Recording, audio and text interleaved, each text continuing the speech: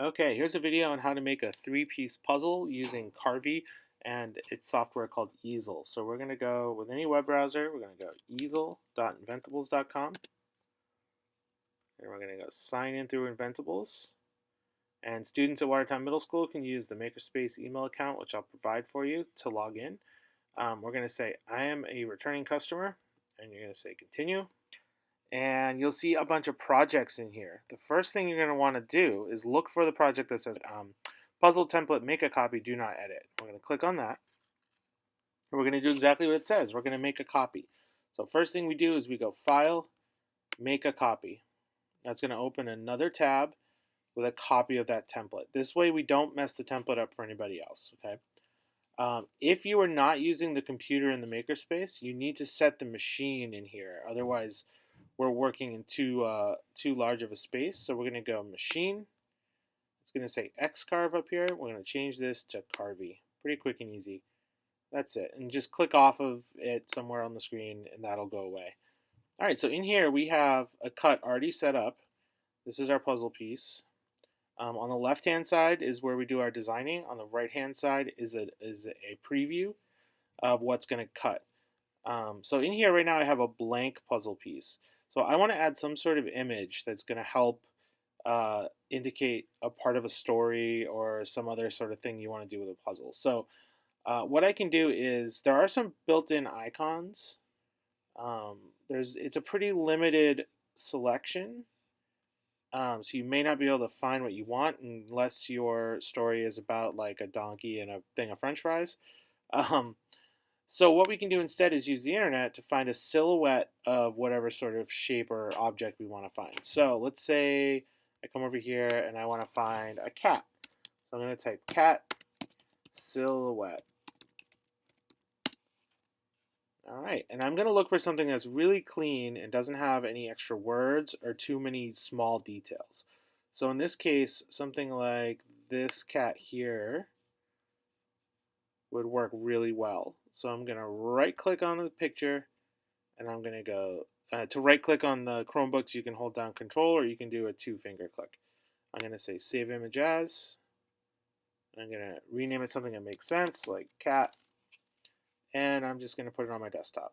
Save. And that downloads it. For you, it'll go to the Chromebook downloads area, downloads folder. So now I'm going to go back to the tab with Easel, and I'm going to go to Import. And I have some options, SVG, G-code, or image trace. I'm going to use image trace. And I'm going to say Upload File. Again, this is going to look maybe a little bit different for you. If you click this, it should bring you to the download section on your Chromebook. I'm going to go to Desktop, find cat, hit Open, and I'm just going to hit Upload. Okay, and it's going to give me a preview of what that cat is going to look like. You'll notice some of the lines got a little choppy, so I can like play around with like the smoothing. I can try lowering that all the way, see what happens. See, it gets even more blocky. So I can play with these settings a little bit to get it to where I want it to look. Let's see. Yeah, that looks pretty good. So I'm going to hit Import, and there's my cat. Now, my cat is too big. It's bigger than the puzzle piece, so I'm going to shrink it. I just grab one of these corners, and just bring it down. It's going to automatically lock so it doesn't get warped or weird looking, right? So I'm going to put the cat here. And the next thing I need to do is set the depth for this cut. So if you notice on the right hand side here, there's cut and shape and all these little options. I'm going to use this slider and I'm going to bring it to about 0.065, somewhere around there, 0.667, whatever. That means that's how deep the Carvey is going to cut. And the material that we're cutting is a very thin layer of one color on the outside. So we only want to cut deep enough to expose that middle layer. So that's what that's going to do for us. You'll notice the black line, that's cutting all the way through to cut the puzzle shape out. Okay, so I've got my first puzzle piece done. So now I can move on to my second one. So down below here, I'm going to click on the second puzzle piece and just repeat the steps. All right, so you'll notice now I've just got a gray block here. The tracer had a hard time figuring it out. So let's adjust the threshold and see if we can fix it. Bring the threshold up. We got nothing. If we bring it down, we still got nothing. Okay, so it didn't like that picture. So instead of spending too much time trying to make that work, I'm just going to go back to Google. I think the transparent background might have confused this one. So I'm just going to look for another fish. Let's see. We can try this one here. So I don't want to use this one because you notice it's got some kind of pixely borders there. Let's see. Maybe this guy. Yeah, let's try this one. This one looks pretty good. And there we go. That's what I want it to look like, right? So again, I can play with smoothing. If I can make it look a little bit better. Yeah, that looks pretty good. Pretty simple outline. Looks like it should cut pretty well. I can hit import. And here's my fish. So remember, again, we're going to set the cut depth to about 0.065-ish. Shrink my fish so it fits. Okay.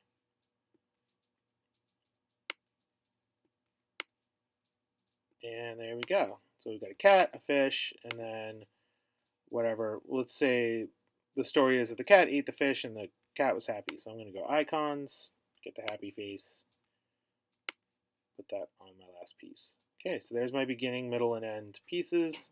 So on the right-hand side, I've got my preview, and the cat looks pretty good. If you hold down Shift and click on the preview, you can move left, up, down, left, right. If you just click and drag, it'll kind of spin around. Okay, so here's the cat. Cat looks great. Here's the fish. Fish looks pretty great. Here's the smiley face. Smiley face does not look so great. Our bit is too big to cut that circle the way that we want to do it over here. So I'm going to make the smiley face bigger in order to get it to the point where it can cut it. So let's see. There we go. So if this didn't work out, I might go looking for a new smiley face on the internet or something. Okay, so the last thing I want to do is hit simulate and actually run a simulation. The blue lines are the paths that get cut, and the red lines are just travel. That means that's where the bit is not in the material and it's just moving to where it needs to go. Okay, everything looks pretty good to me. I don't see anything weird going out of the paths or anything. So once all this is done, you don't even have to hit save. You're pretty much finished. The other important thing is we can't leave the project name copy of puzzle template because you're going to end up with a lot of these and you're not going to know which one yours is. So you're going to want to come in here and rename it. I'm going to just call it story puzzle. You can call it whatever makes sense, something unique. Hit rename. And then when you come to the makerspace to actually cut it, I'll help you find the file. It'll be in this list of projects somewhere.